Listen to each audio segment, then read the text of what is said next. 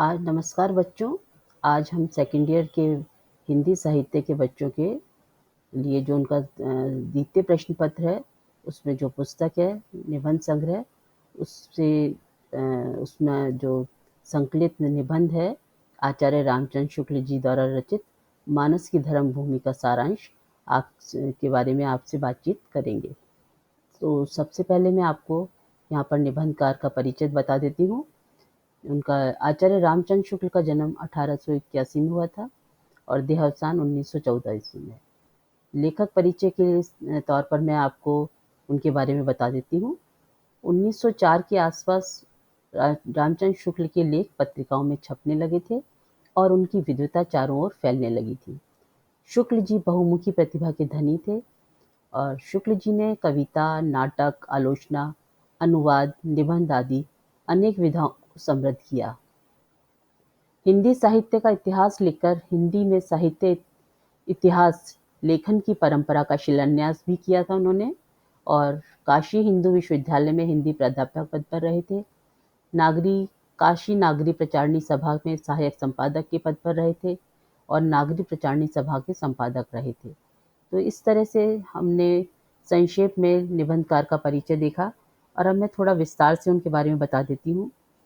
शुक्ल जी ने समीक्षा कर्म के महत्व को समझते हुए हिंदी समीक्षा का जातीय स्वरूप स्थापित किया था तथा हिंदी साहित्य का इतिहास लिखकर उन्होंने एक इतिहास लेखन की गंभीर परंपरा का भी शिलान्यास किया। उन्होंने अनेकों ग्रंथ का संपादन और अनुवाद भी किया था।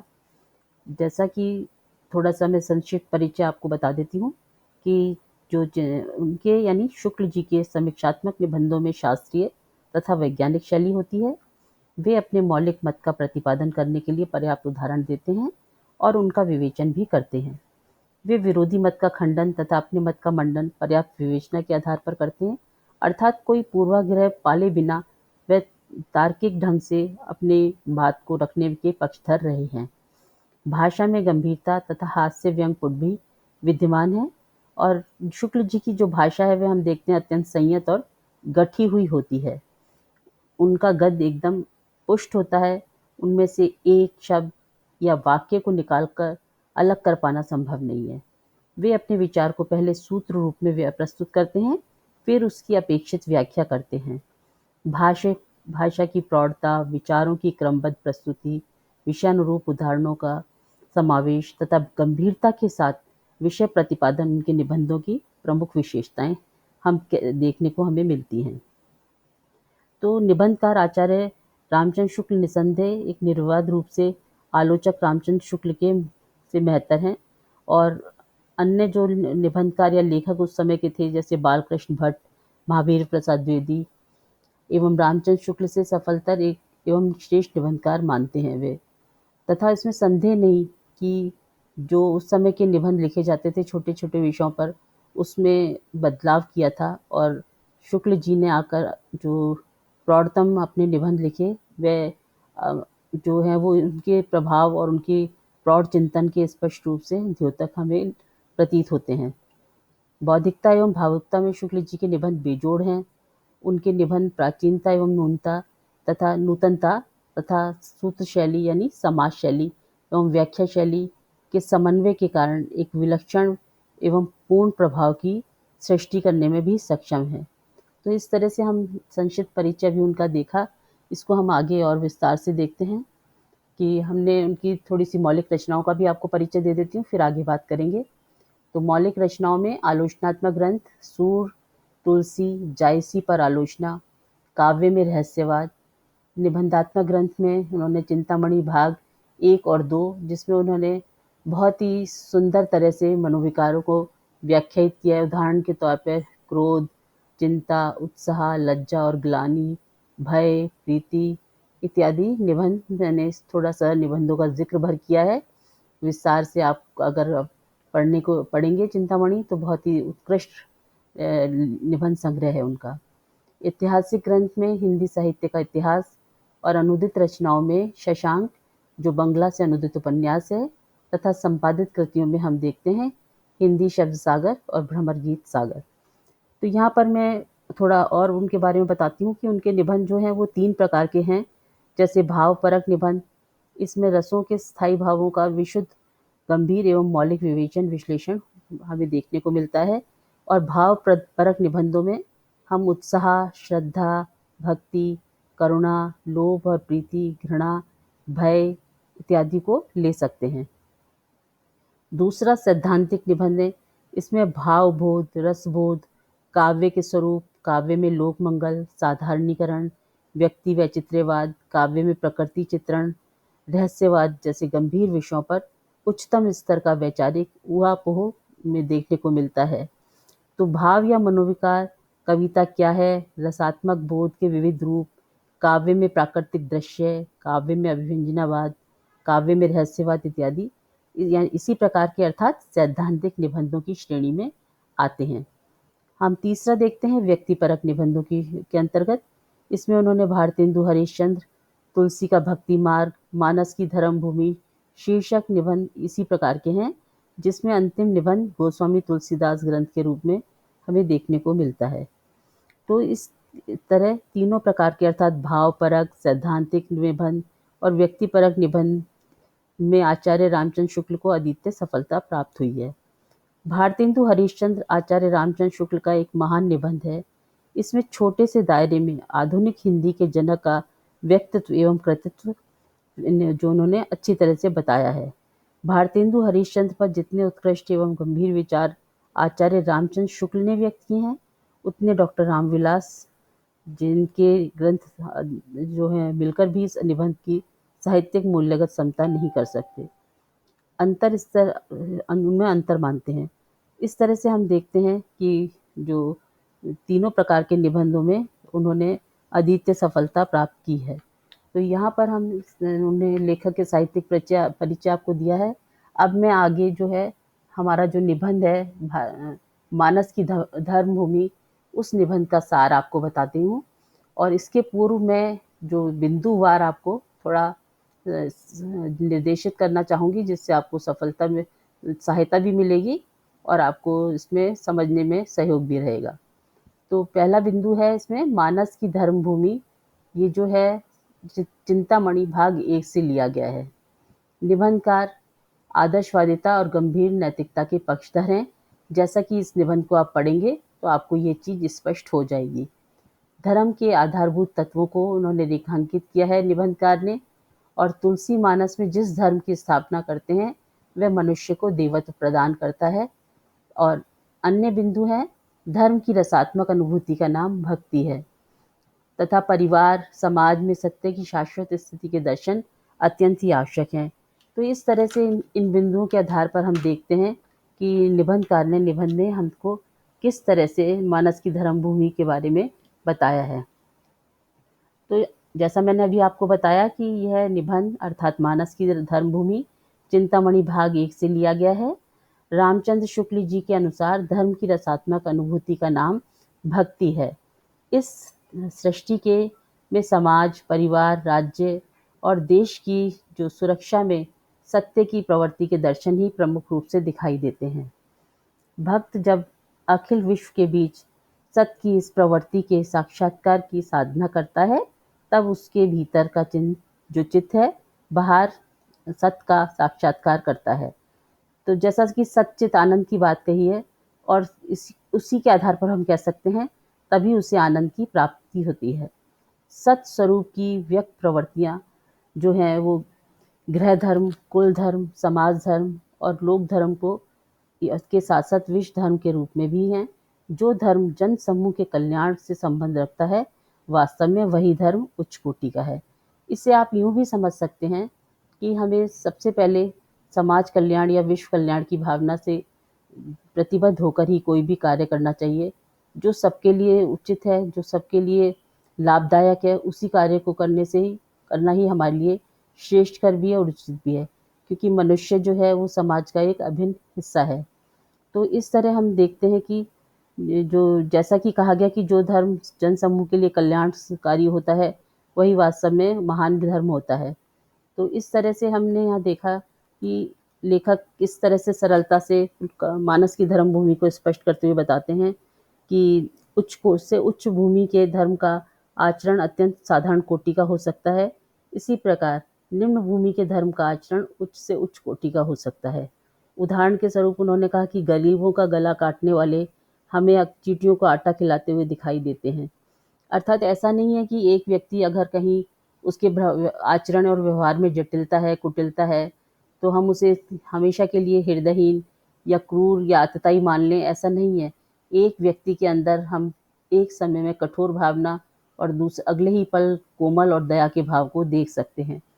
तो इसी तरह एक उन्होंने और सुंदर उदाहरण देकर समझाया कि कई बार कोई मनुष्य होता है, किसी की सहायता या मदद से इनकार कर देता है, पर अगर वो विपरीत परिस्थितियों में अपने मित्र को पानी में डूबता हुआ देखता है, तो अपनी जान की परवाह किए बिना उसको बचाने के लिए पानी में कूद पड़ता है। तो यहाँ पर हमने विरोधाभास देखा है व्यवहार, आचरण और समय और परिस्थितियों के अनुसार। तो यह निश्चित तौर पर हम किसी के एक समय के आचरण से हम उसके व्यवहार का स्थायी आकलन नहीं कर सकते हैं। समय और परिस्थिति के आधार पर और जो रिश्ते हैं उनके आधार पर हम देखते हैं हर व्यक्ति का आचरण पृथक-पृथक होता है। तो इस तरह से यहाँ पर उन्होंने इसको स्पष्ट करते हुए हमें सरल शब्दों में बताया है कि क्या मानस की धर्म भूमि में किस धर्म का पालन करना जो मनुष्य के लिए श्रेष्ठ है। तो यहाँ पर हमने देखा कि इस तरह से लेखक और भी अपने निबंध के सार को स्पष्ट करते हुए कहते हैं कि किस तरह से मनुष्य को अपने धर्म का पालन करना चाहिए।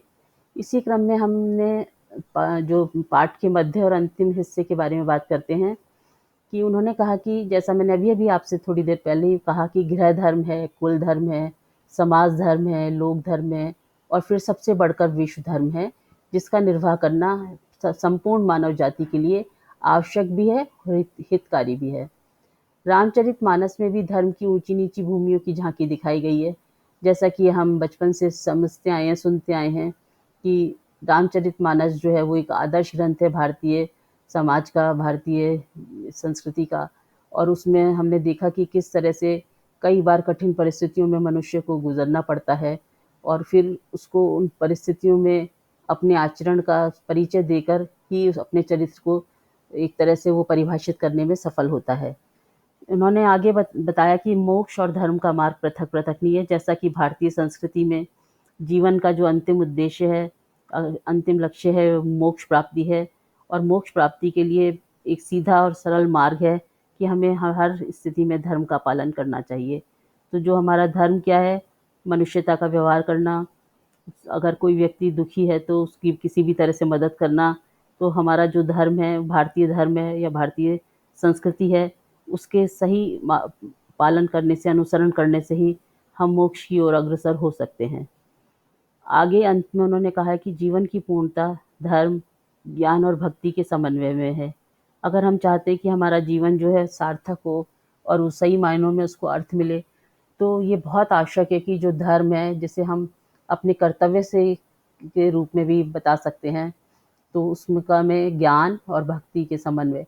तो बिना समन्वय के, जैसा कि रामचरितमानस में तुलसीदास ने भी कहा है कि समन्वय के बिना जीवन संभव नहीं है, ना ही जीवन के सफल होने के बारे में हम निश्चित हो सकते हैं। तो जीवन की पूर्णता के लिए तीनों का समन्वय होना, तालमेल होना, संतुलन होना आवश्यक है।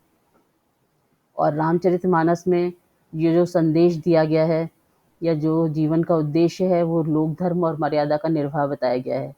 क्योंकि हम सब सामाजिक प्राणी हैं, समाज में रहते हैं और सबसे बड़ी बात ये है कि हम अपने आप को मनुष्य कहने के लिए अधिकृत हैं। तो मनुष्य वही है जो लोक धर्म का निर्वाह करे, मर्यादित आचरण करे और सामाजिक मर्यादाओं का पालन करे और किसी भी तरह से अनीति पर ना चले। तो यह सब जो है वो उसके लिए बहुत ही आवश्यक हैं।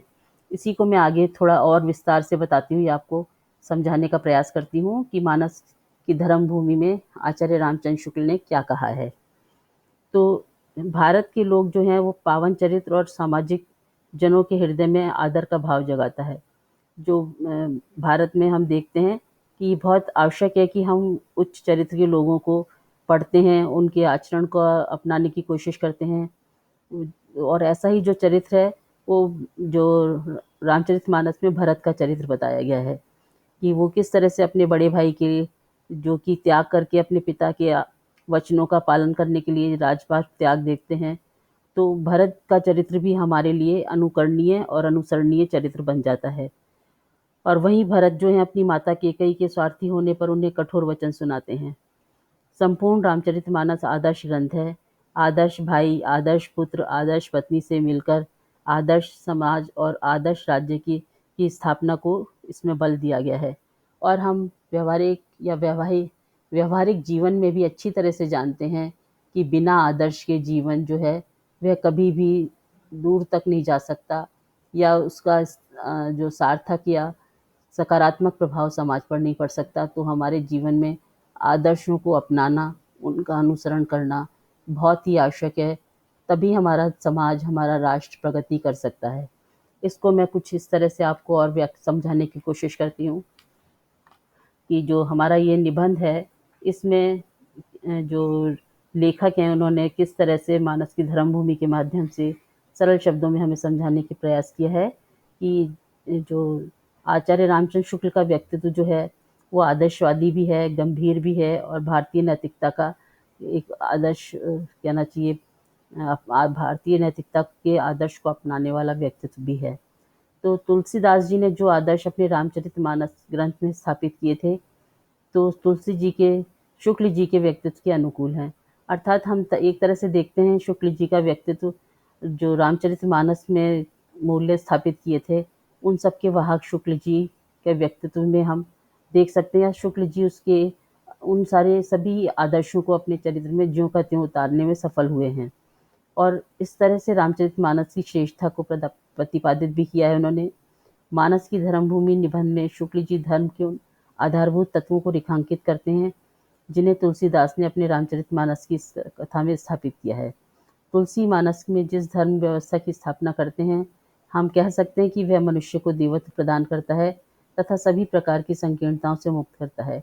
तो अगर हम रामचरितमानस का थोड़ा सा सार संक्षेप समझने की कोशिश करें और फिर इस निबंध से उन सभी तथ्यों को जोड़ने की कोशिश करें, तो स्पष्ट होगा कि बच्चों, रामचरितमानस में जिन आदर्शों की स्थापना की गई है, जिसमें हमने देखते हैं कि पिता की आज्ञा जो है वो पुत्र मानता है, और जो भाई भाई की आज्ञा का पालन करता है, पत्नी अपने पति की धर्म का निर्वाह करती है, और जो पिता हैं वो अपने वचनों का पालन करने के लिए अपने प्राण गंवा देना उचित समझते हैं।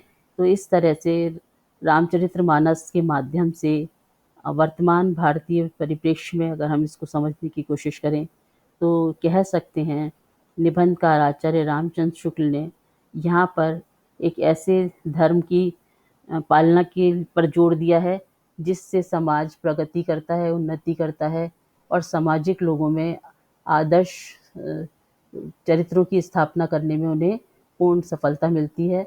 तो बच्चों, ये स्पष्ट है कि बिना आदर्श चरित्र के हम अपने जीवन में किसी भी तरह से आगे बढ़ने में असमर्थ हैं।